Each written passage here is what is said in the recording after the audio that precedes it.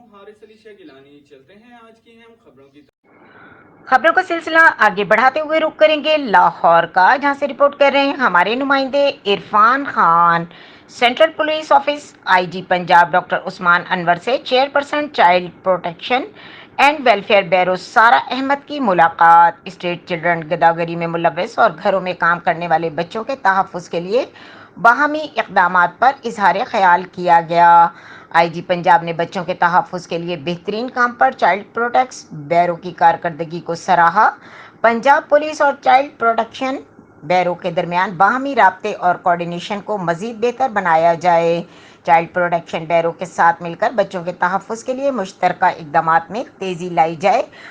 Child protection bureau دفاتر میں موجود بچوں کو ان کے والدین سے ملوانے بھی پنجاب پولیس اپنا کردار ادا کرے۔ ڈاکٹر عثمان اور لاہور سمیت تمام اضلاع میں تحفظ مراکز اور child protection and welfare bureau کے دفاتر کو آپس میں انٹر لنک کیا جائے۔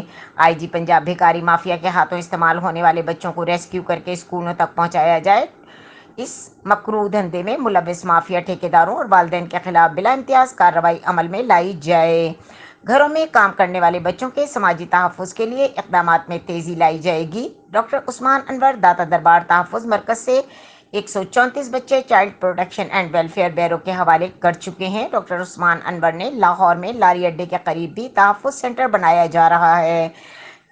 بچوں کی ہینڈلنگ کے بارے میں پولیس اسٹاف کو تربیت بھی فراہم کی جائے گی۔ Chairperson Sara Ahmed child labour کے خاتمے کے لیے عوامی آگاہی مہم اور انٹیلیجنس بیسڈ کارروائیاں جاری رکھی جائیں گی۔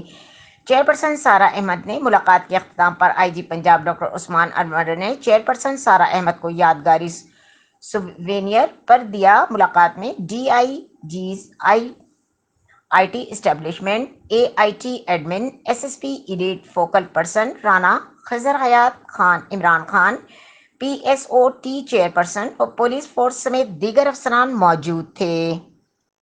مزید خبروں اور اپڈیٹس کے لیے ہمارے ساتھ رہیے گا۔ تب تک کے لیے اپنا خیال رکھیے گا۔ اللہ حافظ۔